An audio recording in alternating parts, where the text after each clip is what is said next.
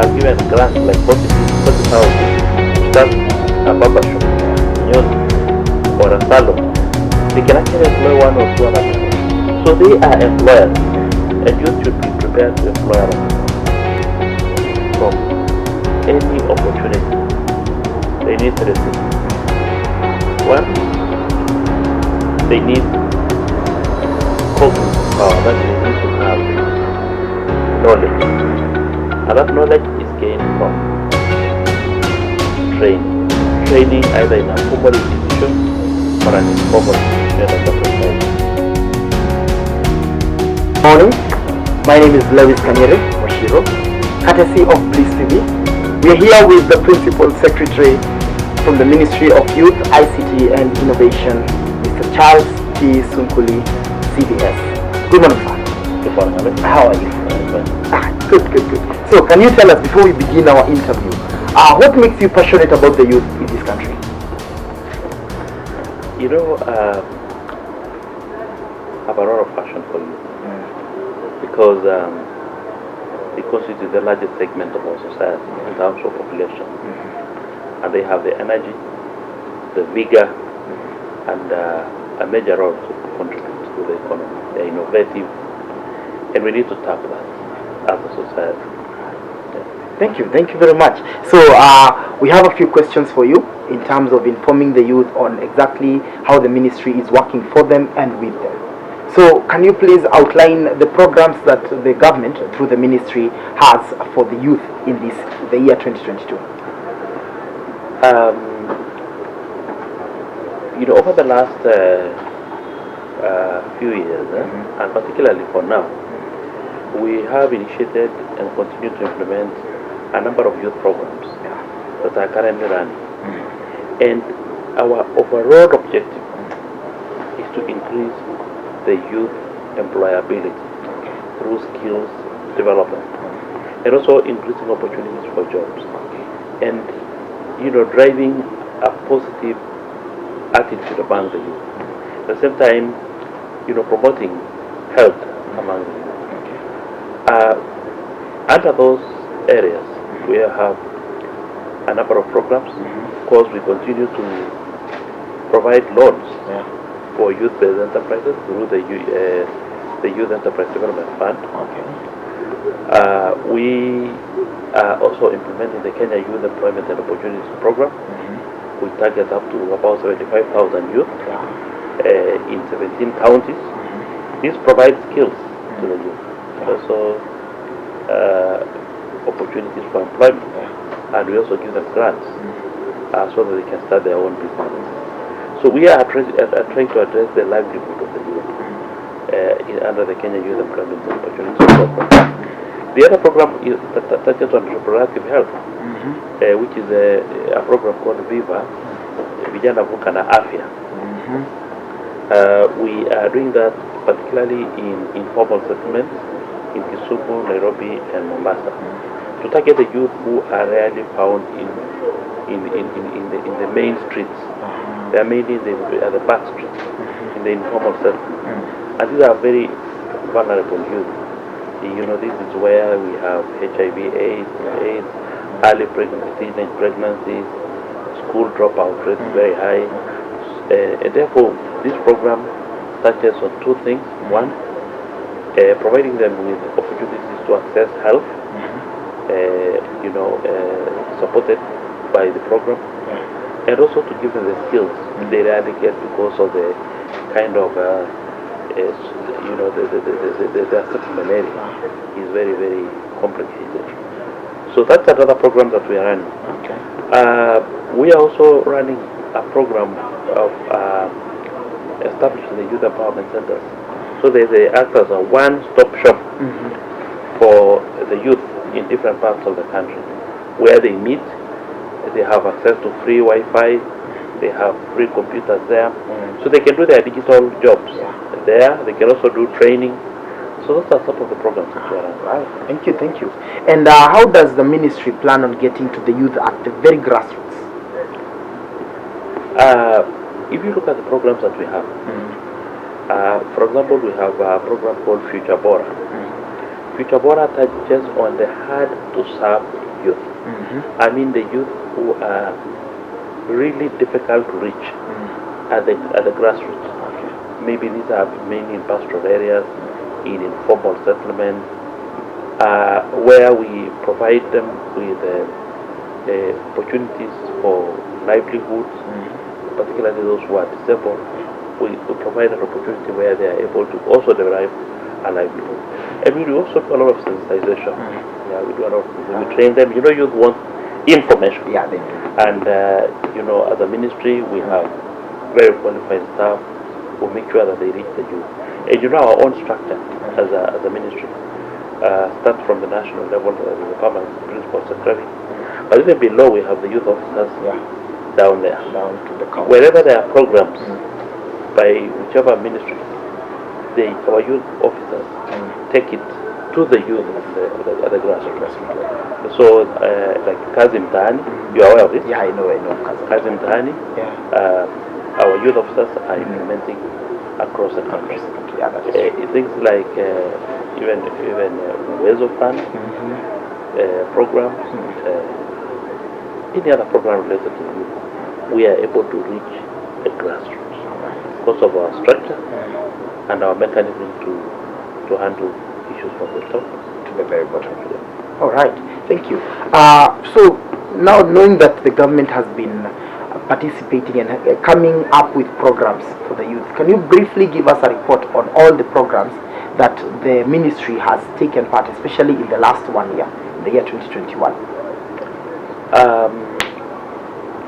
What I can say is Kazim Dhani, we target youth in urban settlements. Particularly, this project started with the COVID period. So where we were involved in mobilizing the youth, organizing them to be able to work, and they are paid. And then from the money they give it, they can buy themselves, they can buy food, they can buy airtime, and all those things. Some of them actually were able to pay college fees from that kind of money. So that program by the government, this ministry, was key in driving this. We have also been involved in something called Mbele na Bees. Mbele na Bees is where we had a number of youth submitted proposals for competition, business competition, through a business plan, and we were able to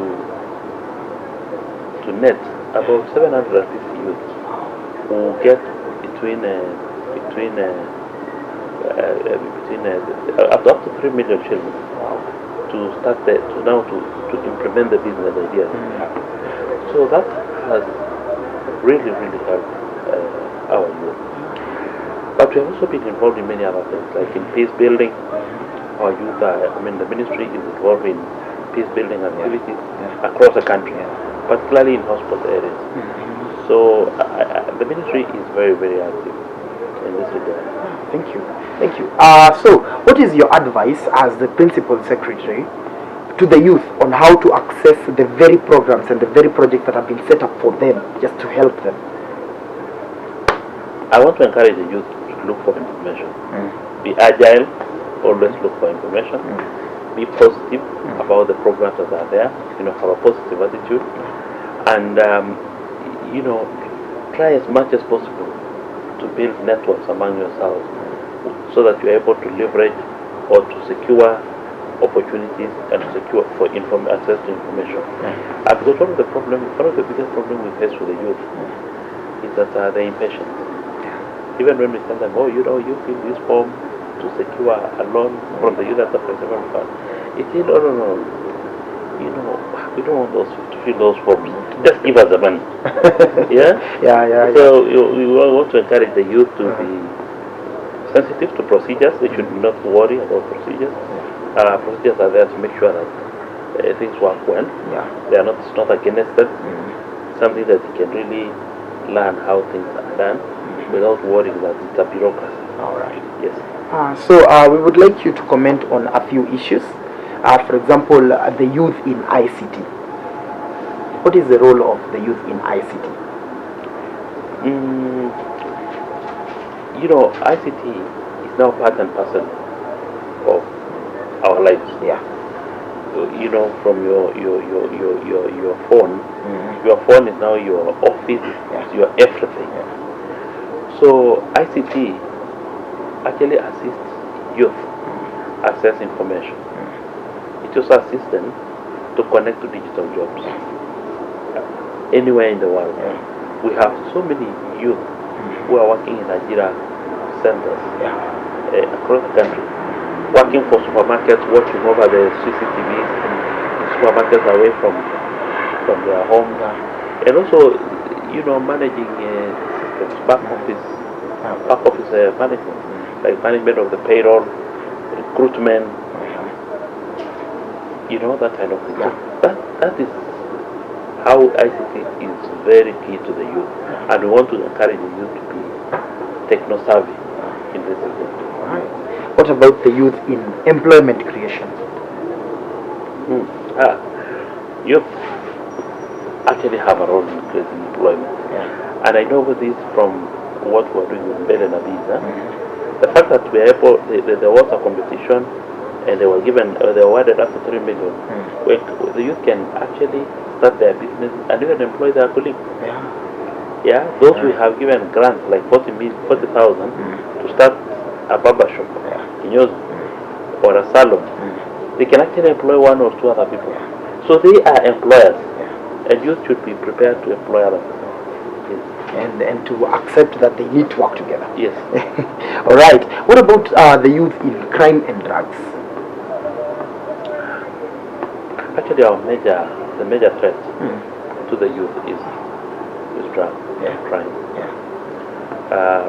In certain areas of the country, we have youth involved in crime, you know, suicide, even you know, the source of insecurity. One was youth have a role in enhancing cohesiveness in society and making sure that societies are secure. And drug abuse is a major threat, and we really encourage the youth to keep off from drug abuse. And this really is something that we can usually do by sensitizing them and sensitizing families to support the youth so that they are not involved in drug abuse. So it is basically we sensitize them and we make them know that this will not help them. Yes. And then they help each other to make sure that their societies are safe. Yes. And there is no crime. All right. Thank you. So what about the youth and in environmental conservation? You know, through various initiatives, and even from you know, the climate change dialogue across the world, and even the United Nations Environmental Assembly. You know, the role of the youth in climate change is so huge through innovation of innovating climate-friendly technologies, environmental conservation through waste management, waste recycling, kind of being involved in tree planting, and also protection of water resources, and the youth can play a very big role. All right. So what are maybe some remarks you'd like to give to the youth who are listening to us? I want to tell the youth that for the youth to benefit from any opportunity, they need three things. One, they need cognitive power, that they need to have knowledge, and that knowledge is gained from training. Training either in a formal institution or an informal institution like apprenticeship, whether you are educated or not. The youth also need good health, and that's why they need to desist and keep off from drugs. Without good health, the youth cannot enjoy the benefits that come with the economy. Youth also need to be well socialized. They need to have social health through social systems. They need to be socialized. They need to socialize in the right environment with the right groups, so that they are socially healthy. All right. Thank you very much, sir. So this has been a very informative interview, and I hope that to the youth who are listening to us at home, they will now know that these are some of the things that the government is actually looking out for them. Because a lot of people out there will claim that, the government does not look out for us, the government is... But they are there, the systems are there. And thank you very much for informing us that you're working for us, and you're helping us. And to you at home, do not sit on your talent, do not sit on your skill. And do not say that I am not skilled. The Chinese say that the best time to plant a tree was 100 years ago. The next best time to plant a tree is today. So begin today, and believe you me, you're going to head somewhere. Thank you very much. This has been Bliss TV with the Principal Secretary Ministry of ICT, Youth and Innovation, Mr. Charles T